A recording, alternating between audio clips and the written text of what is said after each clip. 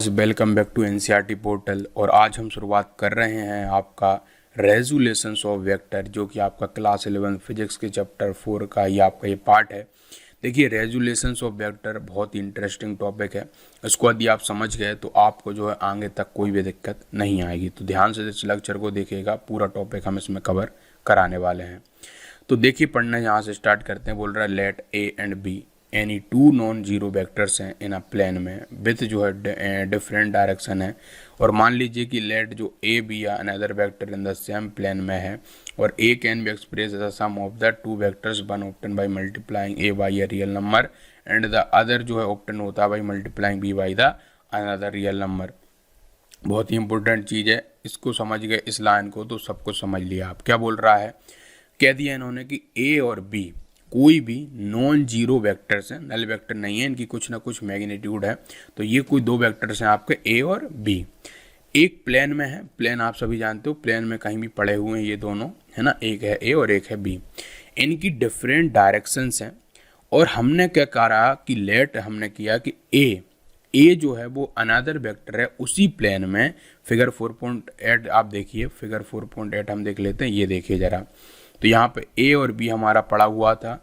और हमने क्या करा, हमने सीधा ये चीज़ हमने कही कि भाई साहब, ए जो हमें ऑप्टेंट हो रहा है, एक जो रिजल्टेंट हमें मिल रहा है, वो जब मिल रहा है जब हम ए को मल्टीप्लाई कराएं किसी भी इंटीजर से, किसी भी रियल नंबर से, है ना। मैं हाईलाइट कराते जाता हूँ, ए को मल्टीप्लाई कराएं किसी भी रियल नंबर से और बी को मल्टीप्लाई करें किसी भी एक दूसरे रियल नंबर से, और दोनों को मल्टीप्लाई कराने के बाद और उसका सम करने के बाद जो हमें रिजल्टेंट मिला या जो हमें मिला वो हमें मिला ए। इतनी बात इन्होंने कही। से उन्होंने कहा, इसको मान लीजिए let O and P be the tail and the head of the vector A मान लीजिए।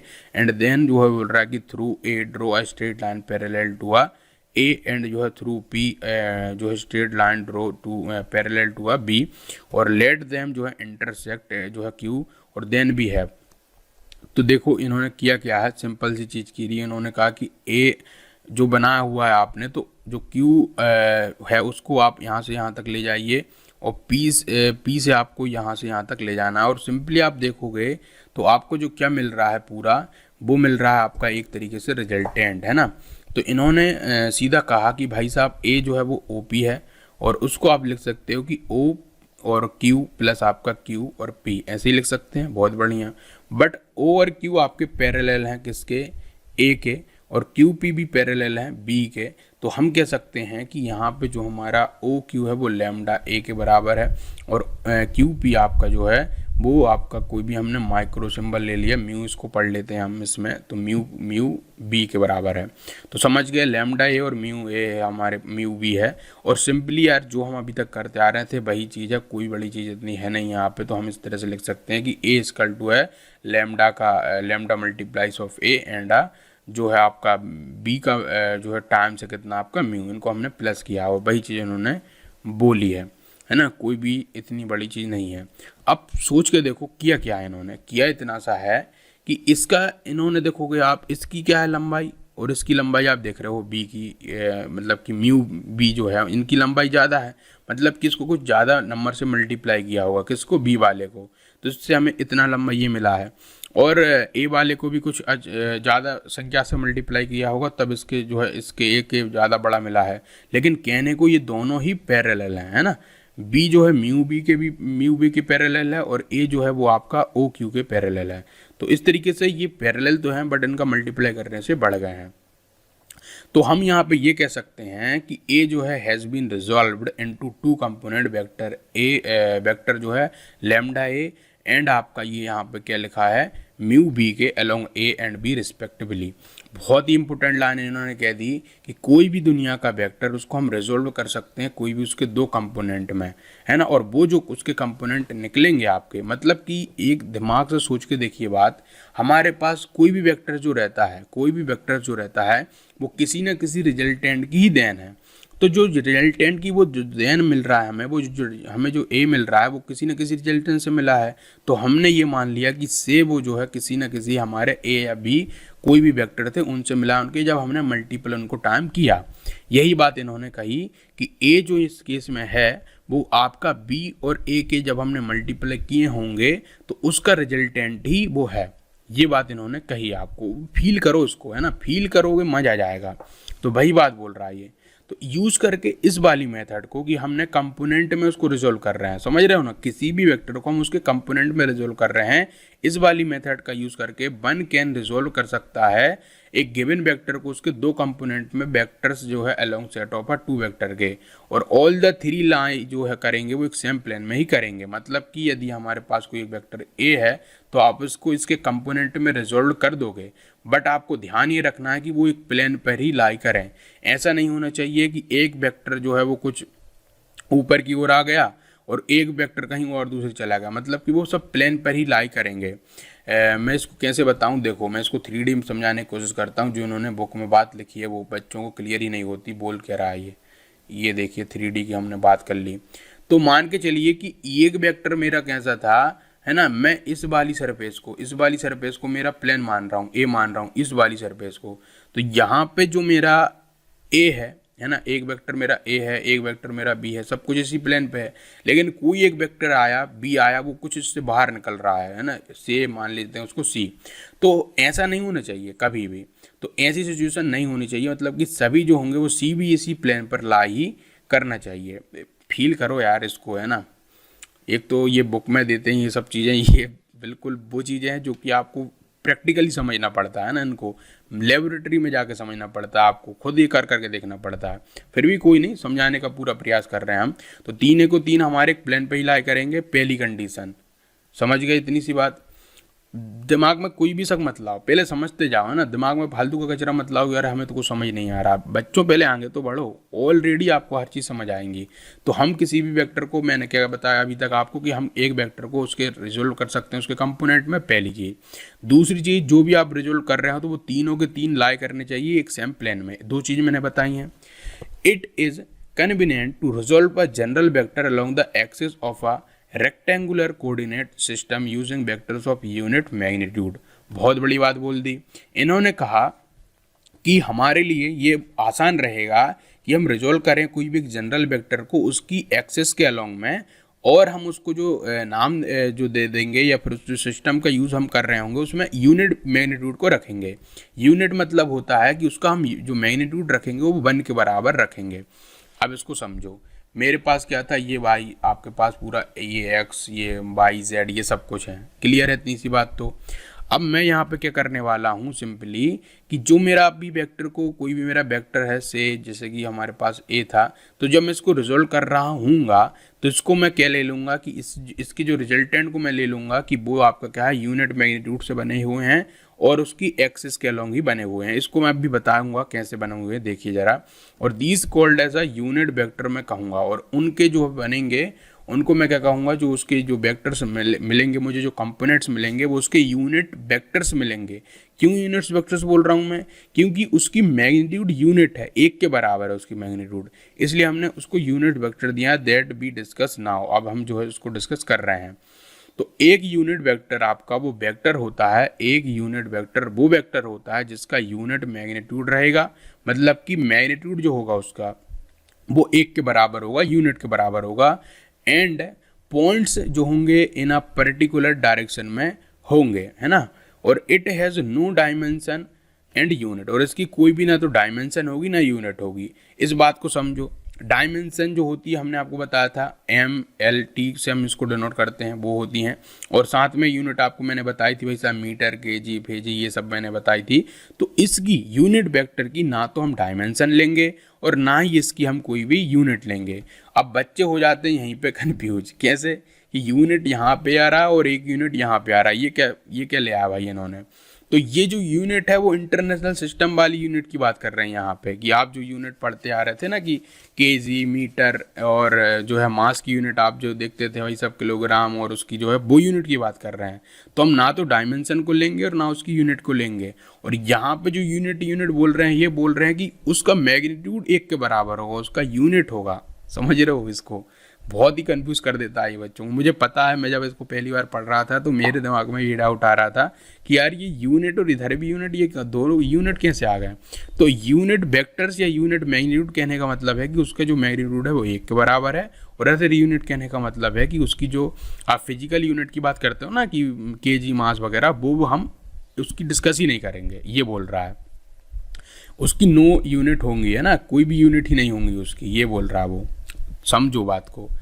It is use to specify a direction only, सिर्फ इसको जो हम बना रहे हैं वो डायरेक्शन के लिए बना रहे हैं, बस उसकी डायरेक्शन बता दें कि किस डायरेक्शन में वो हमारा वेक्टर है। समझ पा रहे हो इस बात को। और यूनिट वेक्टर जो होते हैं, यूनिट वेक्टर जो होते हैं अलोंग एक्स और वाई एंड जो है जेड एक्सिस के ऑफ एक रेक्टेंगुलर कोऑर्डिनेट आप जब बनाते हो, रेक्टेंगुलर कोऑर्डिनेट आप जब बनाते हो तो उसमें जो आप देखोगे तो यूनिट वेक्टर आप एक्स के अलोंग, वाई के अलोंग और जेड के अलोंग जब बनाओगे तो वो जो होगा डिनोटेड होगा आई कैप, जे कैप, के कैप। ये तो आपने पहले भी पढ़ा होगा या सुना होगा कहीं भी कि कोई भी जो वेक्टर हमारे पास है, से हमने कह दिया ये हमारे पास एक रेक्टेंगुलर, ये आपका कार्टेशियन प्लेन में बनाता हूँ पहले, तो ये देखिए ये मैंने बनाया है। यहाँ पे मान के चलिए कि मेरे पास कोई एक क्या था, ये वेक्टर था, से मैंने कह दिया इसको ए नाम दे दिया है। तो इसके जब आप देखोगे इसके यूनिट वेक्टर्स आप बनाओगे तो एक बनेगा इसका किसके अलोंग, एक्स एक्सिस के अलोंग, ये आपका एक्स एक्सिस, और एक्स एक्स के अलोंग जब आप इसका एक यूनिट बाय हिस्सा लोगे, यूनिट बाय हिस्सा मतलब कि सिर्फ एक मैग्नीट्यूड लोगे, तो उसको आप नाम दे दोगे आई कैप। समझ गए। ये पहले साइंटिस्ट थे, उन्होंने देखो पहले वो क्या थे, एक्स वाई में कंफ्यूज नहीं होना चाहते थे, उन्होंने कहा कि हम इसको अलग ही नाम देंगे, उन्होंने इसका आई कैप नाम दे दिया। बाई के अलोंग जितना भी इसकी यूनिट लेंगे वो, है ना, कि एक ही यूनिट इन्होंने ली इधर करके, तो उसको उन्होंने नाम दे दिया क्या करके, जे कैप करके। और जेड एक्सेस के अलोंग इसके जो भी कुछ रिजल्ट होके आ रहा होगा उसको इन्होंने नाम दे दिया क्या, आपका के कैप करके। तो इन्होंने आई कैप, जे कैप और आपका के कैप करके नाम दे दिए हैं। तो इन्हीं को इन्होंने इधर नाम देने की कोशिश करी है। इन्होंने एक तो आपका डायग्राम अच्छा ये यूज़ किया है, देखो समझो। तो यहाँ से समझो कि ये जो आपका है, मान के चलिए हमारे पास एक कोई वेक्टर था, उसके जो रिजल्ट आपके कंपोनेंट आए हैं, तो बाई के अलोंग जे कैप, एक्स के अलोंग आई कैप और के अलोंग के कैप। समझ पा रहे हो ना इसको, 3D में देखो विजुअल करके, तो वही बन रहा है यहाँ पे ये। तो से हम मान के चलेंगे, यहाँ पे मैं बी में आपको समझाने की कोशिश करूँगा कि ये मेरा क्या था, ये पूरा ए वेक्टर है। तो इस ए वेक्टर को अब जब मैं रिजोल्व करने की कोशिश करूँगा तो अब आपको देखने को क्या मिलेगा, ये जो मेरा ए है इसके पास कितने हैं आपको देखने को क्या मिल रहे हैं, 2 हैं। तो एक तो ये एक्सिस के अलोंग दिख रहा है हमें, और एक हमें बाई एक्सिस के अलोंग दिख रहा है। तो ये प्लेन में होता है ये सब, और ये किस में होगा, 3D में होगा। तो 3D की जब हम बात कर रहे होंगे, 3D वेक्टर में बात कर रहे होंगे, तो उसमें हम के को भी इन्वॉल्व करेंगे। लेकिन जब हम 3D की बात ना कर रहे हों, सिर्फ 2D में देख रहे हों या फिर हम प्लेन में देख रहे हों मोशन को, तो वहाँ पे हमें सिर्फ 2 कैप ही मिलते हैं। एक हमें जे कैप मिलेगा और एक हमें आई कैप मिलेगा। अब आई कैप और जे कैप जो है मैंने अभी आपको बताया, वो सिर्फ यूनिट वेक्टर को डिनोट कर रहे हैं, बस ये डायरेक्शन बताने के लिए। समझ पा रहे हो इस बात को, क्लियर हो रहा होगा तो मजा आ जाएगा यार, है ना। ऐसे कर रहे हैं। अब देखो, since these are unit vector हैं, तो हम ये कह सकते हैं कि आई जो होगा वो जे के बराबर होगा, के बराबर होगा, और ये सब कुछ हमारे वन के बराबर होंगे। यूनिट का मतलब ही वन होता है, तो यूनिट वेक्टर जो होंगे वो उसका जो मैग्नीट्यूड आएगा वो वन के बराबर आएगा। तो ये जो मॉड्यूलस लगाने का क्या मतलब होता है कि हम मैग्नीट्यूड की बात कर रहे हैं, तो आई का, जे का और के का मैग्नीट्यूड वन के बराबर है, और हम कह सकते हैं कि मैग्नीट्यूड वाइज ही आई, जे और के तीनों सेम है। बस हो सकता है कि डायरेक्शन वाइज अब जब आप देखोगे समझोगे तो तब ये अलग हो जाए। तो दीज यूनिट वेक्टर्स आपके परपेंडिकुलर होते हैं टू ईच अदर। ऑलवेज याद रखिएगा, ये जो आपके यूनिट वेक्टर हम किसी भी एक वेक्टर के लिए बना रहे होंगे तो हमेशा ही ये जो आप निकालोगे वो एक दूसरे के परपेंडिकुलर होते हैं आपके। मतलब कि आई जो है परपेंडिकुलर होगा जे कैप के, फिर के कैप के, इस तरीके से। और देखिए पहले तो ये हाईलाइट कर लो पॉइंट कि यूनिट वेक्टर आपके परपेंडिकुलर होते हैं एक दूसरे के। और इन दिस टेक्स्ट में हम आपको जो देखेंगे तो they are printed in a bold face with of जो है कैप के संग लिखेगा। मतलब इस बुक में हम जब पूरा पढ़ेंगे आखिरी तक भी, तो हमेशा जो भी यूनिट वेक्टर होंगे उसको हम कैप लगा के यूज़ करेंगे और बोल्ड करके लिखेंगे टू डिस्टिंग्विश देम फ्रॉम जो है अदर वेक्टर से, है ना। ये एक मेथड होती है समझने के लिए, डिस्टिंग्विश करने के लिए, तो हम इस तरह से कर रहे हैं इस बुक में। Since we are dealing with motion in 2 dimension, अब जैसा कि हम हमारा चैप्टर ये 4th जो हमारा है वो हम सिर्फ 2D में ही बात कर रहे हैं, 2 डायमेंशन में बात कर रहे हैं, तो हम इस चैप्टर में हमें रिक्वायर है सिर्फ किसकी, 2 यूनिट वेक्टर्स की, एक तो है हमारा आई कैप और एक है हमारा जे कैप, या फिर हो सकता है कि हम के कैप भी लें, बट वो हमारा फिर एक अलग सिनेरियो होगा, वो मैं आपको अब बाद में बताऊंगा। तो हम 2D में 2 यूनिट वेक्टर को ही लेंगे, हम से आई कैप और जे कैप को ही लेंगे। तो इफ वी मल्टीप्लाई ये यूनिट वेक्टर, अब यहाँ से अलग चीज़ शुरू हो गई कि यदि हम यूनिट वेक्टर को मल्टीप्लाई कराते हैं से एन वेक्टर से, मतलब कि आप उसको एन टाइम या जितना भी आप उसको मल्टीप्लाई करा रहे हो कोई भी स्केलर क्वांटिटी से, तो जो रिजल्ट आपका आएगा वो वेक्टर ही आएगा भाई साहब। क्यों वेक्टर आएगा? क्योंकि आप वेक्टर का मल्टीप्लाई किसी भी स्केलर से कराओगे तो जो रिजल्टेंट जो चीज़ मिलेगी वो वेक्टर ही मिलेगा। इसलिए हम कह सकते हैं कि लैम्डा हमारा कोई एक रिजल्टेंट है, उसका हमने कोई स्केलर क्वांटिटी से डिनोट कराया से एन वेक्टर से, तो हमें जो है क्या मिलेगा, ये वेक्टर मिलेगा। तो इन जनरल में वेक्टर आपका मान के चलिए ए है, और उसको हम इस तरह से लिख सकते हैं कि ए आपका वेक्टर जब ऑब्टेन होता है, जब उसको आप जो इधर मॉड्यूलस हमने इसलिए लगाया कि हम ये बता रहे हैं कि इसका हम स्केलर क्वांटिटी की बात कर रहे हैं, तो जब आप इसका स्केलर के संग मल्टीप्लाई करोगे से या वेक्टर एन से, तो आपको जो मिलेगा रिजल्ट वो आपको क्या मिलेगा, वेक्टर मिलेगा इस तरीके से। और वेयर जो एन कैप आपको दिख रहा है वो एक यूनिट वेक्टर है अलोंगा ए के। समझ पा रहे हो ना? इसको मैं थोड़ा सा यहाँ से क्लियर करने की कोशिश करता हूँ। देखिए ज़रा, इसके लिए देखो बहुत अच्छा मैं आपको एक पॉइंट लेता हूँ यहाँ पे, है ना, क्लियर करने के लिए आपके लिए, है ना, बहुत ही इंपॉर्टेंट है। पूरी वीडियो का एक सार समझ लीजिएगा इसको। ये देखिए मेरा क्या, मैंने पहले तो बना दिया है पूरा, ये ढंग से नहीं बनाता यार ना, मान के चलिए कि ये हमारा क्या कार्टेशियन प्लेन मैंने बना दिया है। अब मैंने क्या करा, मेरा एक बनाया मैंने क्या वेक्टर, ये मैं बनाता हूँ दूसरे कलर से मैंने बनाया एक मेरा वेक्टर इस तरीके से, ये मेरा वेक्टर है। अब इसका जो है ये इतना सा कंपोनेंट, कितना सा कंपोनेंट, इतना सा कंपोनेंट, ये वाला, ये जो है कहाँ से कहाँ तक, समझो इस चीज़ को, ये यहाँ तक और ये यहाँ तक, इस वाले कंपोनेंट को मैं नाम दूंगा आई कैप, और यहाँ तक जो मेरा है उसको मैं नाम दूंगा क्या, मेरा जे कैप। समझ पा रहे हो ना? ये मेरी क्या है, एक्स एक्सिस है, और ये मेरी क्या है, वाई। वैसे तो ये आपका एक्स और वाई होता है, फिर भी समझ लो यहाँ पे, है ना, ये इसको मैं वाई मान लेता हूँ, इसको मैं एक्स मान लेता हूँ, क्योंकि बुक में इस तरह से लिया इन्होंने। तो ये मेरा हो जाएगा क्या, जे कैप। कितना सा पोर्शन इसका, सिर्फ यूनिट बाय हिस्सा, और ये मेरा इधर यूनिट बाय हिस्सा मेरा क्या हो जाएगा, यूनिट बाय हिस्सा, मतलब कि इसका मैग्नीट्यूड 1 के बराबर है, इसका मैग्नीट्यूड 1 के बराबर है, तो इतने से हिस्से को मैं बोल दे रहा हूँ जे कैप, और इसके इधर मैग्नीट्यूड 1 के बराबर है, उसको मैं बोल देता हूँ आई कैप। तो ये बात बताने की कोशिश कर रहे हैं ये हमको, है ना, कि ऐसे ही इस एक पूरे वेक्टर में कई सारे आई वेक्टर जोड़ के जे कैप वेक्टर जोड़ के इसको क्या बनाते हैं, पूरा बनाते हैं, है ना। यहाँ पे फिर एक जे कैप और आ जाएगा, इधर पे एक जे कैप और आ जाएगा, इधर पे एक जे कैप, तो इस तरीके से सारे जे कैप जोड़ के एक पूरे वेक्टर का निर्माण कर रहे होते हैं। तो ये मैंने बताने की आपको कोशिश करी है, और आपको हाई होप समझ भी आ रही होगी। तो हम जो है we can now resolve a vector A in terms of a component vector that is lie along a unit vector के, जो कि है आई कैप और जे कैप के हम बना सकते हैं। तो कंसीडर करो एक vector that lie on X Y plane में, सोन फिगर 4.9 का बी भी आपको बताने की कोशिश कर रहा है। 4.9 का बी देखिए ये वाला, जिसमें कि ये एक मैंने वेक्टर बनाया ए, और इसको हमने ऐसे बनाया कि इसके जो हमने जब रिजल्व किए इसके कंपोनेंट को, तो हमको क्या मिला, एक तो मिला A2 और एक मिला A1। अब यहाँ पे समझो, है ना, A1 और जो A2 मिल रहा है वो उसके कंपोनेंट्स हैं, और इसके जो कंपोनेंट्स होंगे वो क्या हो जाएंगे, आई कैप से मिलके जे कैप से मिलके बने होंगे, और इधर पे जो ये वाले होंगे वो आई कैप से मिलके बने होंगे। अब कैसे क्या है वो बताता हूँ मैं आपको। देखो, तो गेट वेक्टर्स जो है ए मिले और आपको A2 मिला, और सच दैट आपका कि यदि आप A1 को और A2 को आपस में जोड़ते हो, इन दोनों वेक्टरों का सम कराते हो A1 का और A2 का, तो आपको A फिर से मिल जाएगा, सीधी सी बात है। और से A1 पैरेलल है किसके, आई कैप के। ये देखिए ये A1 किसके पैरेलल है, आई कैप के। तो हम कह सकते हैं यहाँ से, हम कह सकते, और A2 है पैरेलल है जे कैप के, तो हम कह सकते हैं, देखो पैरेलल मैंने अभी आपको बताया था एक रूल कि यदि पैरेलल होता है वो उसके उतने टाइम होता है, तो हम कह सकते हैं कि A1 जो है वो AX टाइम जो है आई कैप के, और A2 है वो A बाई टाइम्स है जे कैप के। और ये जो मैं केप लगा रहा हूँ आई कैप और जे कैप, वो सिर्फ इतना सी बात बता रहे हैं कि इसकी डायरेक्शन किधर साइड है।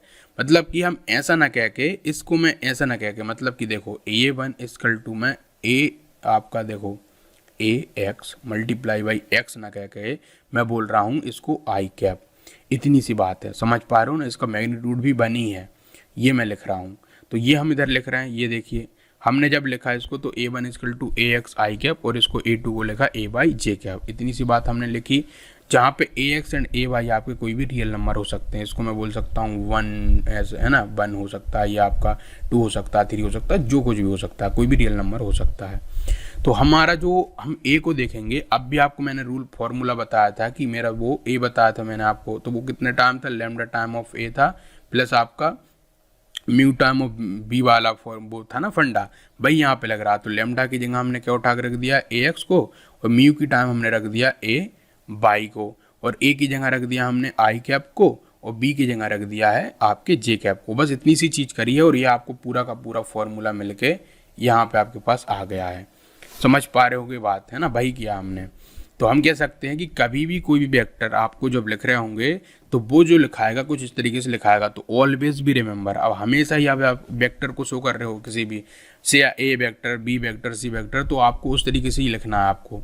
तो this is represented in a figure 4.9 के C में, है ना। देखिए 4.9 का C आपका, तो 4.9 के C में इन्होंने लिखा है। तो ये वाला कंपोनेंट जो है A का, वो हमने इधर लिखा हुआ है, इधर पे ये वाला, और ये कंपोनेंट आपका इधर किसका, इधर वाले को हमने इस तरीके से लिखा हुआ है। आगे और चीज़ें देखो भाई साहब।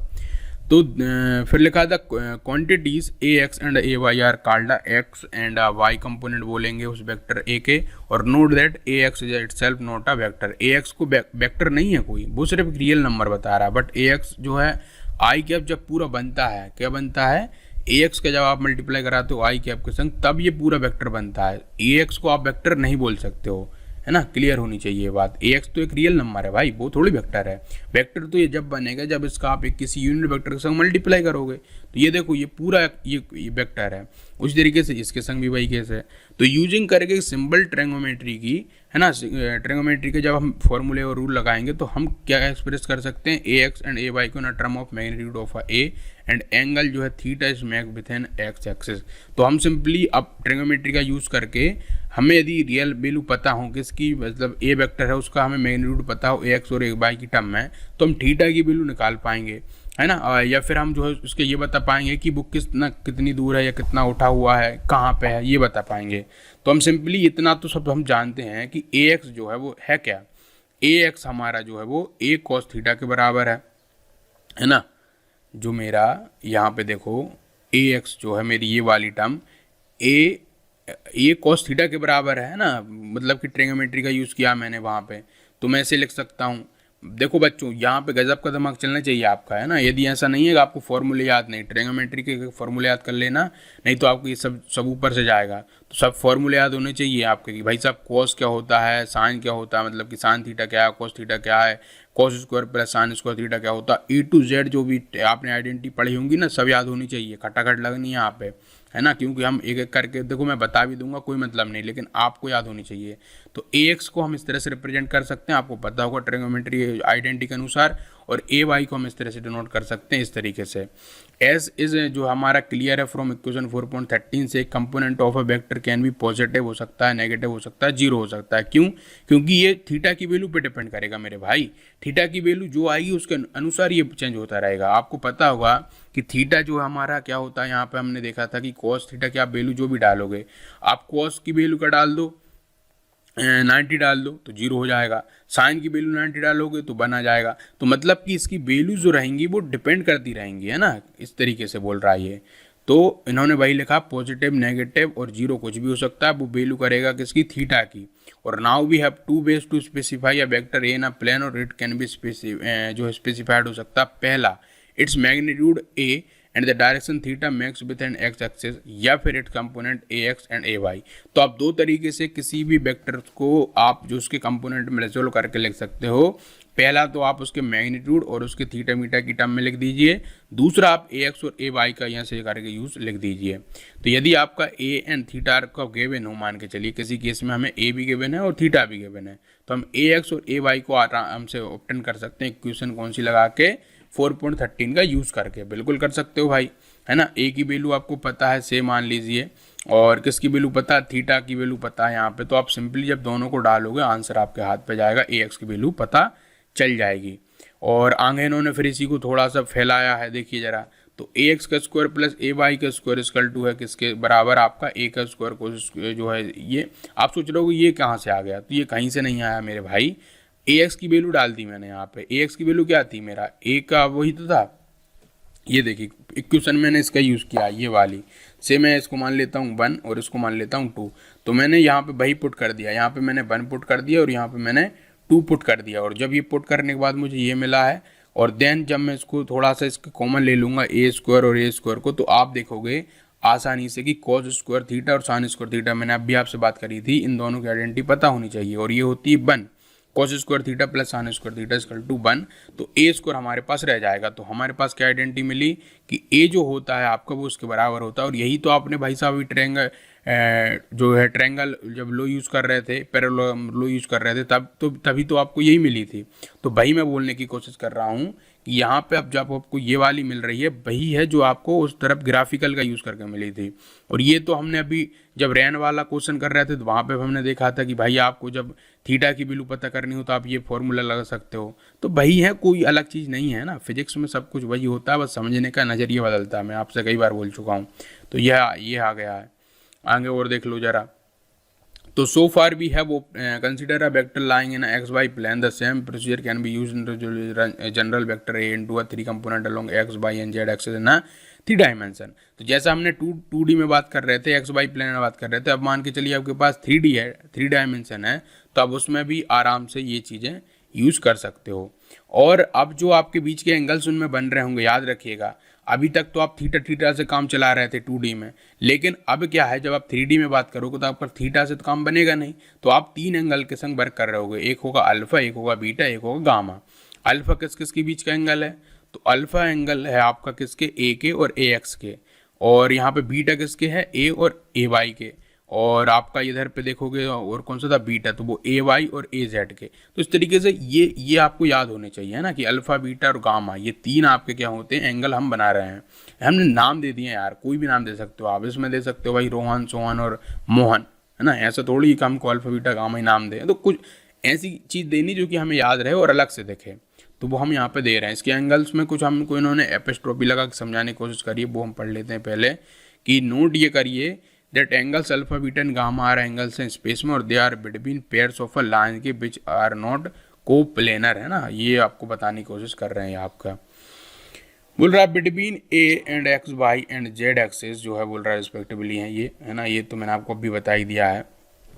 तो ए एक्स जो है वो कैसे आएगा, तो सिंपली ए कॉस अल्फा से, ए वाई आपका ए कॉस बीटा और ए जेड आपका ए कॉस जो है आपका गामा।